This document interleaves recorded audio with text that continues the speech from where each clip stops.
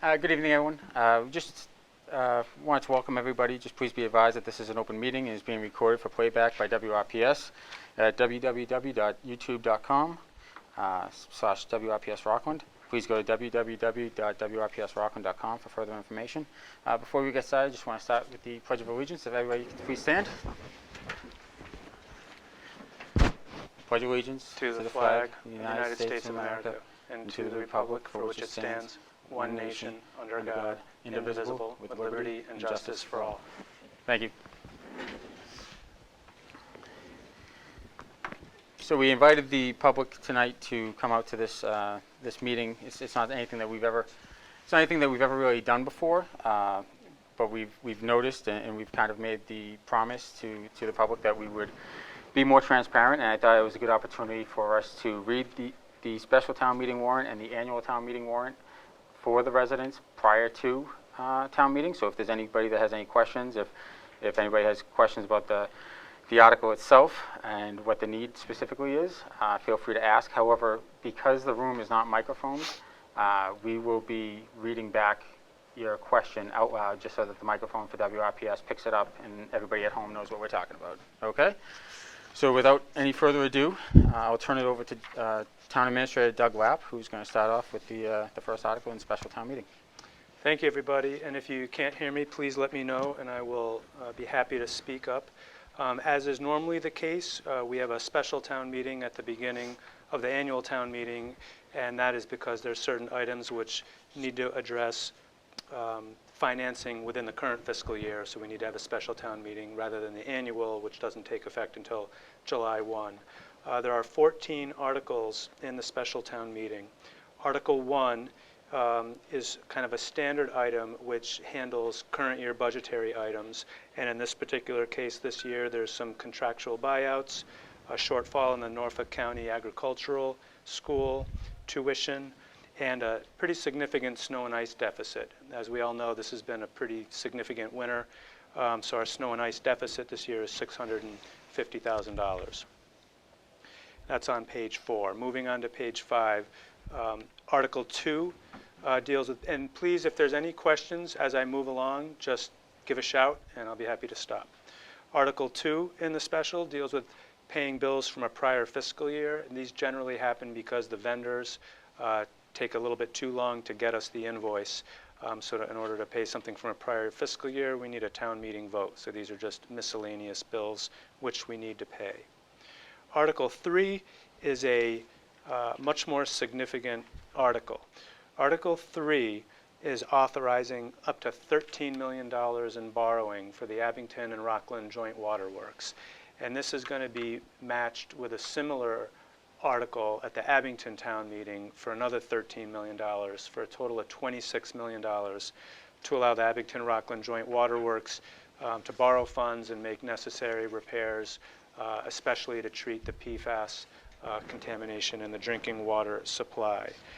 You'll notice that this particular article looks a little different than others in that it starts with the actual article on the bottom of page 5. And then on the top of page 6, you'll notice it says motion. And then in parentheses, it says, on the recommendation of bond counsel, the motion below should be read into the town meeting record. So what will happen is what's labeled motion will be read by someone, could be someone from the Joint Waterworks or a member of the Board of Selectmen. They'll read that entire paragraph. But what we're voting on is the actual article that starts on the bottom of page 5. And the reason why there's this sort of long motion is because it's authorizing a significant amount of borrowing. That's something we did similarly for the school construction project. However, I know there was some question over why this long motion was read, so we thought to be really transparent, we would actually print the motion right here in the warrant. And I should highlight also that this $13 million will not be raised all at once. The Waterworks is going to do this in pieces over many years, and it's going to be paid from water rates. So the water users will be paying for that in their water rates, not through your normal property taxes. Article 4 is basically just cleaning up kind of an accounting I don't want to say error, but an accounting adjustment that needs to be made. A number of years ago, many years ago, there was a hurricane in Puerto Rico. There was a state grant associated with that for the schools because of expenses the school department incurred. And at that time, those state grants were put essentially in the wrong account. And as a result, it's been hitting our free cash every single year by this $11,000 amount. So we just need to vote this once, clean it up from free cash this one time, and then our free cash will stop getting hit each year thereafter. So it's really just an accounting adjustment. Article 5 is an increase to a previously approved Community Preservation Act article for the construction of what's called a Remembrance Park, which if you're standing on Union Street facing Town Hall, the little park on the left-hand side where you see all the brickwork, since this was originally appropriated due to all the increases in supply chain and labor and materials, this is an additional supplemental appropriation to help finish the construction of that park. The remaining articles in the special town meeting are all related to the Abington and Rocklin Joint Waterworks. Article 6 is a budget transfer to their stabilization fund. This is something that was recently created at the suggestion of Town Hall. This is essentially their own separate stabilization fund. Think of it like a rainy day fund. As they build it up over the years, this will help them fund large capital projects once they build it up. Article 7 is funding computer system upgrades. Article 8 is specific amounts for some PFAS remediation. Article 9 relates to water meter upgrades. Article 10 is vehicle lease purchase payments. Article 11 is additional equipment upgrades. Article 12 is a sick leave buyback for retiring employees. Article 13 is for survey and testing. And Article 14 is for sludge management. And all of these articles, every one of these water articles, are from water receipts, from water revenues. So that's it for the special town meeting. Any questions on that? All right. No. So moving on to the annual town meeting, on page 13 is the list of articles. The first is the standard vote to cast votes for the annual town election. That's just the tradition of town meeting. Apparently the election is actually sort of part of a town meeting vote, so that has to be done every year. Article 2 is also standard, just voting to set the elected official compensation. And again, the elected officials are not the selectmen, those are the treasurer, collector, clerk, and the highway superintendent. Thank you, Mike. Article 3, that's in my opinion, the most important article in town meeting every year. That's the town's general fund operating budget. So this is a critically important article. It's the main town budget. It's over $73 million, and it includes many pages with lots of line item detail. And I thought maybe I'd take a few minutes just to go through a few of the highlights in the budget, because there are a number of changes this year that we are adding to the budget, to the proposed budget. So if we start on page 15, of some of the highlights include the following.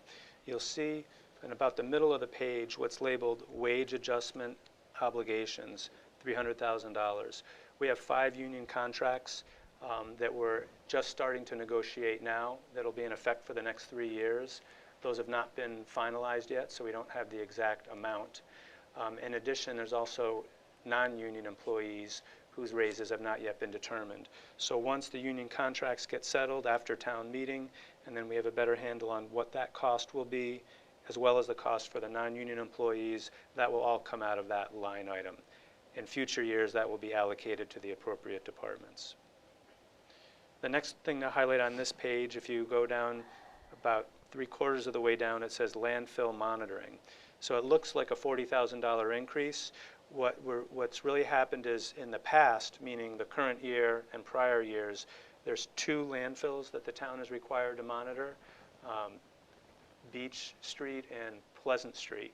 And they were budgeted in 2 different departments, here in the Board of Selectmen and then separately near the Board of Health budget. I forgot the exact number. We'll get to that later. But there were 2 separate appropriations for $40,000. We're just consolidating them here into one line for $80,000. So later you'll see a separate $40,000 line go to 0. So there's no increase in cost. We're just consolidating the appropriation to make it more administratively streamlined.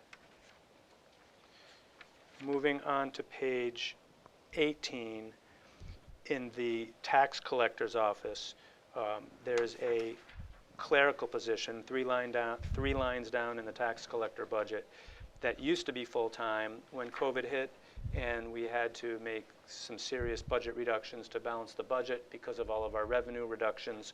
We had to bring that position down to part-time. We're now bringing that position back up to full-time, so that's what that increase is in the clerical line in the tax collector's office. On page 19, you'll see a new department created called Personnel, Department 152. So in the past, the HR director was budgeted within the Board of Selectmen's budget. We're now creating an actual HR department, and in addition, we're hiring a new part-time HR staff person to help with the volume of work that our one-person HR department is dealing with. The volume of work is just simply too much. So there's a new department. We pulled that HR person out of Selectmen into Personnel, added a new part-time person with some nominal amounts for office supplies. You'll see on the bottom of 19, there's some big increases to the computer services line and data processing. That is not related to personnel. That is essentially just due to increased costs for a variety of whether it's cybersecurity, network management, all the outsourced services that our IT department has to fund to keep all of town operations going. And I should highlight that while it is going up, a lot of our security services have increased, and a lot of this is related to increased costs outside of our control, even though we do get the best possible pricing partnering with state contracts and other collective procurements. Moving on to page 22, another new department that we're creating is a land use department. This is something that we've been advocating for a number of years now. We are creating a new position of a town planner. This is something that virtually all of our neighboring communities have. Virtually every community in the state has. We'll talk a lot more about it at town meeting, but it's a critically important position to add to help manage the town's growth and to help us grow responsibly, increase tax revenues. It also is increasing. We currently have a land use coordinator. It's a part-time person. What that person does is when a business or a resident comes and say needs to get a special permit before the Zoning Board of Appeals, something like that, this is the person that helps them file the application, walks them through that process, answers any questions, helps with the legal advertising. In addition to the full-time planner, we're bringing up that part-time position to full-time. Moving on to page 24, under Public Safety, Department 205, dispatching. The purchase of service, this is related to the regional dispatch that the town participates in through the town of Holbrook. The actual cost of that is over $300,000. The town has been fortunate to have received a grant from the state 911 commission, which is funding the entire amount. We're trying to be very responsible and not taking all of that savings and just spending on recurring expenses, because this grant will wind down from 100% down to 50% to 25% to 0% in a few years, and we'll have to fully fund it again. So we're only counting on a small portion of that savings this fiscal year. So what's unspent from here, hopefully it'll be that entire $255. will ultimately be returned as free cash. Going on to the next page in the police department, this was the police department's #1 priority, the second line down, salary lieutenant. You'll see an increase in $90,000. That's to hire a new police lieutenant, and this is primarily focused on complying with the state's new POST commission. If you may have heard of POST, the Police Officer Standards Training, I believe the acronym stands for. Every town has to comply, and there's a tremendous amount of administrative work that needs to be done by a uniformed police officer who can also function on the street as a police officer as well. Moving to fire on the next page, 26, you'll see about a third of the way down under fire, salary permanent firefighter. A significant increase there. This was the #1 priority of the fire chief, to hire 2 additional firefighters to bring all 4 of their groups up to 7 personnel. This is primarily a safety issue from the fire chief. Right now they have 2 groups working with a staff of 6, and this will bring all 4 groups up to the same level. Moving on to page 31, we're funding a new department for street light maintenance. As you probably know, a number of years ago, the town took over all the street lights, and there's a savings from our utility budget related to that. However, the town never funded any permanent budget to maintain those lights because we own them now. So when we get calls to replace a broken light, or if there's an accident and a light has to be replaced, there's been no funding to be able to effectively handle that. So based on past experience, we think a $30,000 budget is appropriate to help maintain the town's streetlights and add a few new ones here and there as requested by residents. In the middle of the page, you'll see the school budget. That's obviously the largest part of the town budget. And they're looking at a roughly $1.5 million increase in the town appropriation in FY23. Going on to the page 33, here you'll see Department 433, Waste Disposal and Collection. The bottom there, landfill testing, that's the $40,000 I mentioned earlier. That's going away to 0 because we just moved that into the Board of Selectmen budget at the beginning.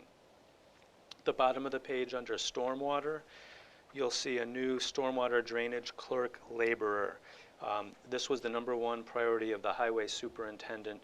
There's many new requirements that all towns in the state have to face because of federal EPA and state DEP requirements. And actually hiring a person is significantly cheaper than having to outsource it to engineering firms to document, test, and maintain different parts of the drainage system. So this person will be able to do those tasks plus administrative work at a cost savings to having to outsource it. And again, it's required with all of our state and federal permits. The next page, page 34, I'm just highlighting in the Board of Health, right in the middle there, professional and technical. There's an increase here associated with additional outsourcing, primarily related to food, restaurant inspections, and I believe a small portion of that is related to Title V inspections. And the main reason why this is being added is in other towns, the health agent would do that. In Rocklin, our health agent has different tasks that other health agents don't have, like managing a recycling center, managing a trash and a recycling service. So this is something where it's a workload issue. Moving on to page 36, under the Veterans Agent, Department 543, our prior Veterans Agent, Vinnie Fontaine, if any of you knew him, did a fantastic job. He unfortunately left the town to pursue another opportunity. We were very quickly able to hire an excellent Veterans Services Officer agent. However, he's only able to work in Rocklin 3 days a week. We kept the salary budgeted at the full-time salary because we weren't sure if 3 days a week was going to be sufficient. And as time has gone on, we have determined that we really do need coverage 5 days a week for Veterans Services in Rocklin. So what this is doing is hiring a part-time Veterans Services agent for the 2 days a week that our current one is not in the office. So there'll be 5-day coverage, and I want to stress that it will be ultimately a certified VSO, not just administrative support.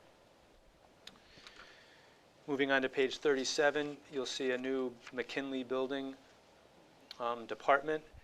These funds were previously funded out of a revolving fund, and due to having to correct some accounting, mainly with regard to use of cable TV funds, that revolving fund has lost a lot of recurring revenue.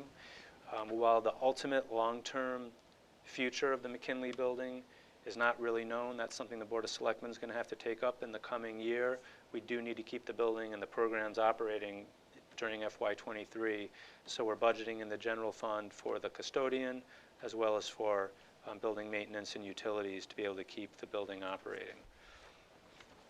Going on to the next page, on page 38, in the Parks Department, you'll see under the seasonal labor, we've increased that by nearly $6,000 to help the very small staffed Parks Department have some additional summer help to keep things going, as well as a $5,000 budget for stadium maintenance now that the stadium's been renovated, and a $5,000 budget for rail trail maintenance.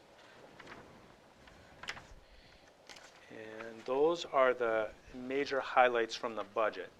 I know that's a lot, given the last few very modest budgets that we've had. We are hopeful that we're going to be able to make some inroads in some needed staffing areas that I just outlined. So before we move on, anybody have any questions on the budget or any of the positions that were being added? No? Okay. Great, thanks, Mike. So now we go on to the rest of the warrant, which generally are just referred to as either capital articles or just other outside articles. Article 4 is paying back funding that we temporarily borrowed from the OPEB trust fund, and OPEB again stands for Other Post-Employment Benefits. This is a fund that we're required to build up to cover the deferred costs of our employee benefits. We had previously taken some funds out of here to help balance the budget during COVID, and we said we'd put it back when fiscal times were better, so they are better now, and we're going to replenish what we took out from free cash. Article 5 similarly is doing the same thing, but with the general stabilization fund. This we took out 2 different times, once to balance the budget, and then the second time most recently at the last town meeting to help purchase the McCarthy farm, which we said free cash wasn't yet certified, so we couldn't take it out of free cash at that time. So we were temporarily taking it out of stabilization. We made the commitment to pay it back. This is fully paying it back. Article 6 is putting money into the town's general capital stabilization fund, similar to what I mentioned for the water department. This is just, think of this as just like an additional separate kind of rainy day fund, but as opposed to the general stabilization fund, this is really targeted toward capital. So if we can keep doing this every year, after however many years from now in the future when there's a capital purchase, we'll have this extra little piggy bank that we can use to pay for needed one-time expenses without having to dip into our free cash. Article 7 is simply just reauthorizing all the various revolving funds the town has, but it looks a lot different this year because a few years ago the state passed a law which they refer to as the Municipal Modernization Act, and they essentially require towns, instead of doing it the way we used to do it, we have to create a new general bylaw which authorizes these revolving funds that you'll see in the bottom of page 44, and then on the top of page 45 we set the spending limits. So this is a one-time new bylaw required by the state. Going forward, really all you'll see is the table on the top of page 45, which just lists the spending limits each year. So it is a new bylaw. Article 8 is appropriating the budget for the Abington-Rocklin Joint Waterworks. This also looks a little different than in the past because this is the first year that we'll be voting their budget after we voted to create them as an enterprise fund. So this is the suggested format from the Department of Revenue for how to vote an enterprise fund budget. So again, nothing's really changing operationally with how the water department works or functions, takes in funds or spends funds.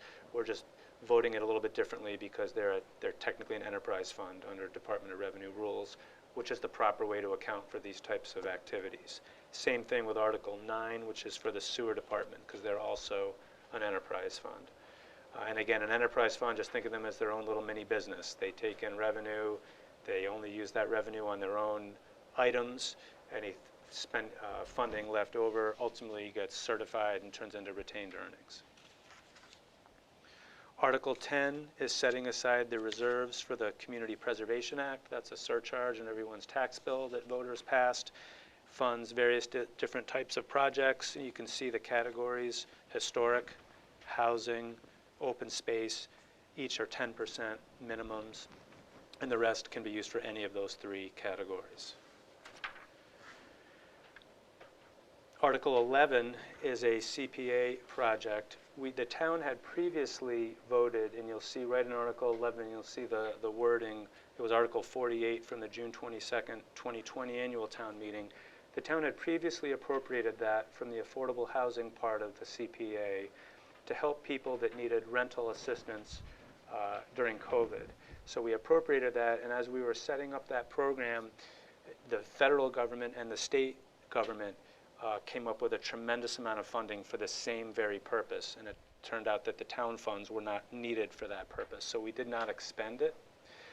Since that time, a new project came forward to help create new affordable units at Copley Garden down on Market Street by the McDonald's. So rather than appropriating the entire amount, we're essentially reappropriating or transferring that prior article that we didn't spend, $85,000, and we're just adding $15,000 of new CPA funding for this new affordable housing project at Copley Gardens. Article 12 is to finish the reconstruction of the road at the recycling center. If any of you have been there, the road that takes you back, it used to be a minefield. It's obviously now significantly improved. This will fund the top coat. Steve, we're on page 48, just so you know. We just talked about the CPA article for Copley Gardens and the CPA reserves. Article 13 is appropriate, and I should highlight that Article 12 is funded from free cash. Article 13 also from free cash. This is something we've done the last 3 years or so. This is a general town capital projects appropriation.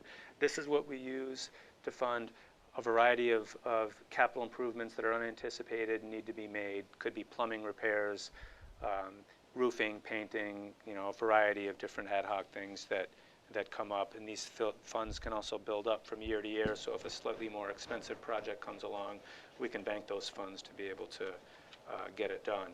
This is important because we don't have a facilities department here. So this is how we manage it. The next article, Article 14, is funding the last year of a lease payment for the fire department admin vehicle, also funded from free cash. Article 15 is funding a new ambulance. This is coming from the town's marijuana host community agreement fund. So the town has 2 marijuana dispensaries that are currently open for business in Rocklin. In addition to taxes, they also have an agreement with the town called a host community agreement. You might see the acronym HCA around. As part of that host community agreement, they have to pay the town a certain amount of money, capped at $500,000 a year.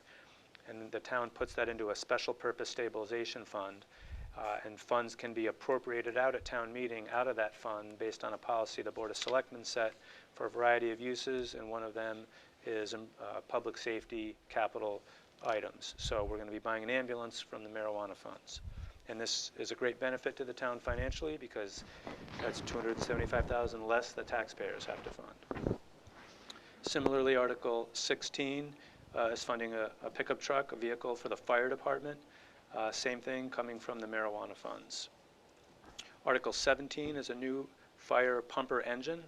It's an expensive vehicle, $675,000, so it's coming from a variety of sources, which are listed on page 50, which include mainly free cash, but then also an amount from the marijuana host community agreement funds. Article 18 is making improvements to the current fire station. These are some emergency flooring repairs, and I stress the word emergency because ultimately the town is going to have to tackle constructing a new fire station, so we don't want to put unnecessary improvements into the current building, but at the soonest, it's going to take a couple of years to get a new fire station constructed, so we have to make sure the building is safe for our employees.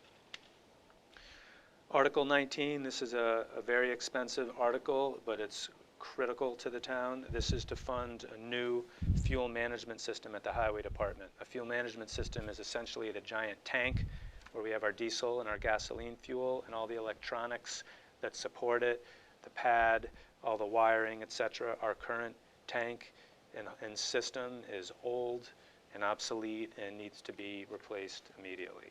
This benefits every department, every police cruiser, fire truck, school vehicle, everybody fuels up at this one depot at the highway department.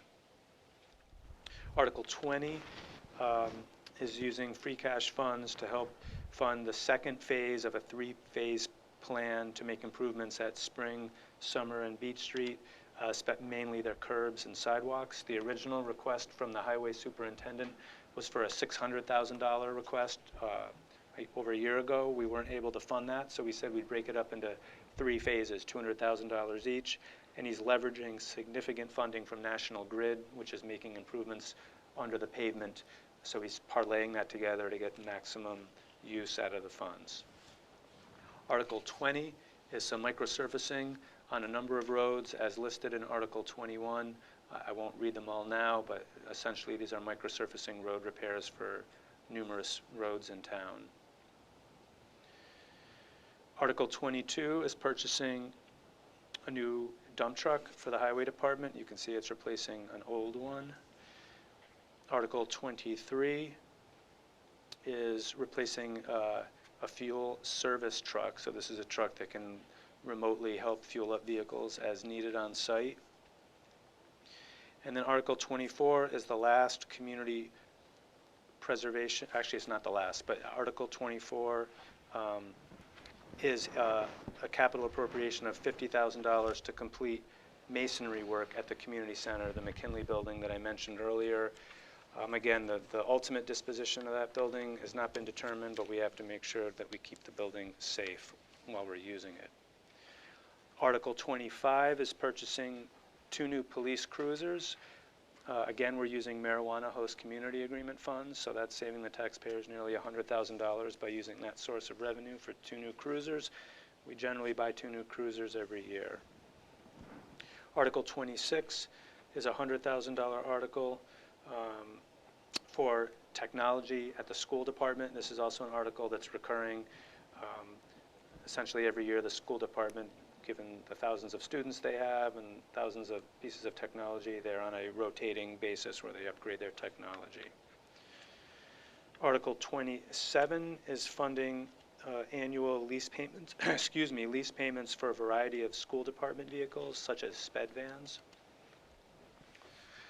Article 28 would purchase a 1-ton roller for field maintenance for the Parks Department.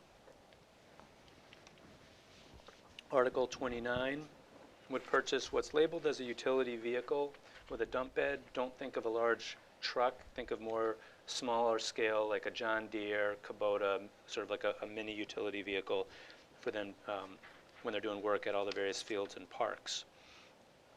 Article 30 would fund a new storage building at the track.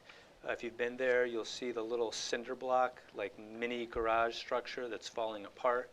This would replace that, I think, with a, I don't think it'll be cinder block, I think it'd be a wood-framed, small wood-frame structure. Article 31 would install a new permanent generator at the relatively new Parks Department garage behind the stadium. It's important that they're up and running during power outages as they help the town plow and maintain our assets when power is out.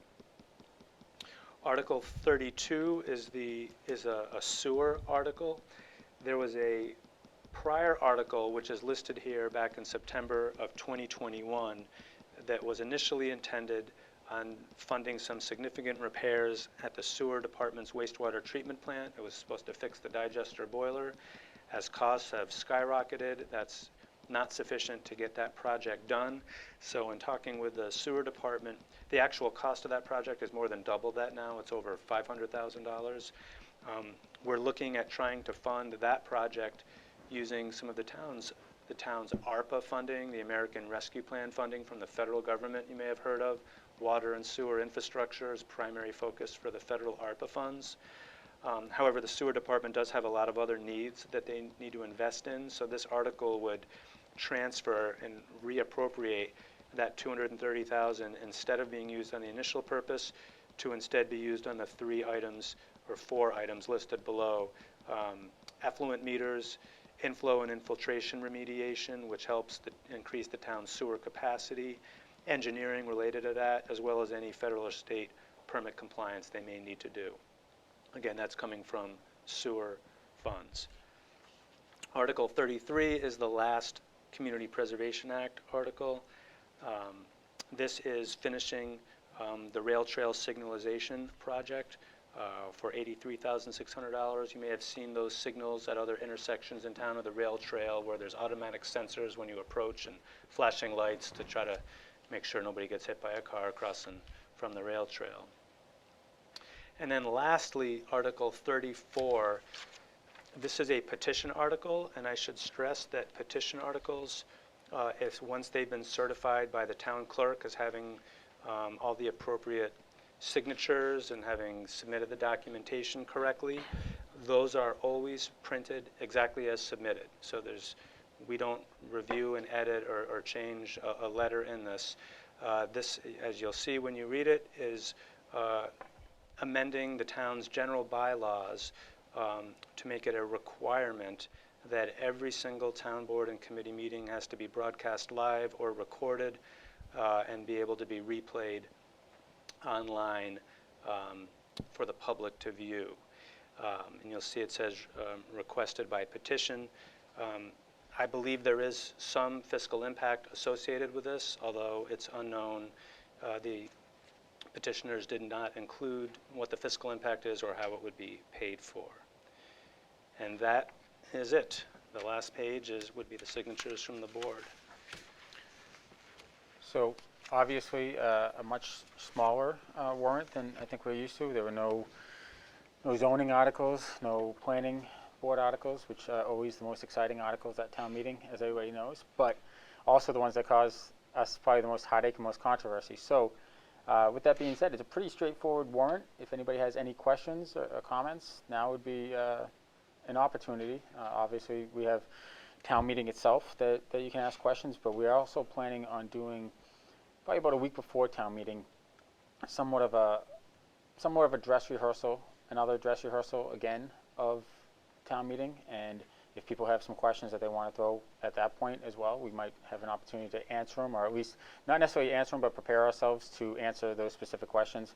You know, sometimes 99% of the time the questions are anticipated, and sometimes there's questions that we didn't necessarily anticipate. So this would give us an extra week of preparation to make sure that we answer all the questions and we're able to get town meeting's business done in one night and get everybody out of there. So with that said, nobody has any questions at all. Steve, thank you very much. I appreciate it. Procedural question. So you know the way we run town meetings is that any article that doesn't have approval by Finance Committee is an automatic pass over unless someone raises their hand. One of the CPC articles, Article 11, does not have the recommended approval by Finance Committee. So I'm concerned that there could be, if I don't get my hand up fast enough, that it could be passed over there, even though it's not funding a town department. I'm nervous about the way the bylaws are written, that it could in fact be passed over if I don't jump up soon enough. Can I speak to that, Mike? Absolutely. And I just want to repeat the question briefly because we have microphones in our lapels and the room mic, it didn't pick it up. So the question relates to Article 11, which is the Affordable Housing Community Preservation Project. And so one thing I should note is this is not on the town's capital plan because I got a legal opinion that it's not a town capital project. CPA projects or something like this, it's essentially a grant to a private entity which is going to be using it on a private project on privately owned land. So it's not a town capital project. We are appropriating funds. And your question primarily revolved around, since there's no finance committee recommendation, would it automatically be passed over? I thought that in my limited experience, the way the motion is originally read, we act on the finance committee recommendations first. I didn't know that that necessarily meant that it was automatically passed over. I thought that would just get a separate vote. We can certainly talk about that with the moderator. I also think the finance committee may have voted to defer to the Community Preservation Committee on that. That might be sufficient. So that might be sufficient. Yeah. So we can confirm that, but that's a good point. Yeah, the article before that is deferred. Right. I think their recommendation would be to defer. Right. I'm sure I would be invited up. So Yep. we could make Yep. that change, just so we don't get a procedural block there. Yep. And that is really, questions like that, Steve, that's what the purpose behind having a meeting like this is, just so that if people that are part of other boards or committees, they know what their articles are specifically and what their needs are for those articles. So, you bringing that up, now we can get it listed on the warrant so that when we get to town meeting, we don't have this issue come up. And you don't have to jump up before anybody. You don't have to be on high alert. So, anybody else? Any other questions? Nothing? It was a pretty straightforward one. I had talked at a couple meetings earlier this year that I wanted to do this, and I had had some residents speak to me about wanting to see this information. And obviously, we found ourselves in a position where we were slightly unprepared at our last town meeting, at a special town meeting, on a couple of the articles. So, I thought it was an opportunity for us to just kind of get ahead of it and hear some feedback, and at least now. If people didn't get an opportunity to watch the selectmen's meeting, or they didn't want to see the entire 2.5 hours of the last meeting, they could just sit back and they have this 40-minute version of it, and they can just reference this online, and everybody can come to town meeting prepared with good questions, and we'll hopefully be there with good answers that you're looking for. So with that, Can I make one last you comment, sure Mike? can, I by all would means. just say also for the folks that may be watching a recording of this at home, if anything we said was confusing or you have any questions, you can call me. My telephone number is on the town website. We'll make sure to answer your question ahead of time. And with that said, just doubling down on what Doug just said, I know most of the people in this room have no issue contacting Doug on anything. I'm well aware. I've seen the emails. I know that there's been phone calls, and which is great.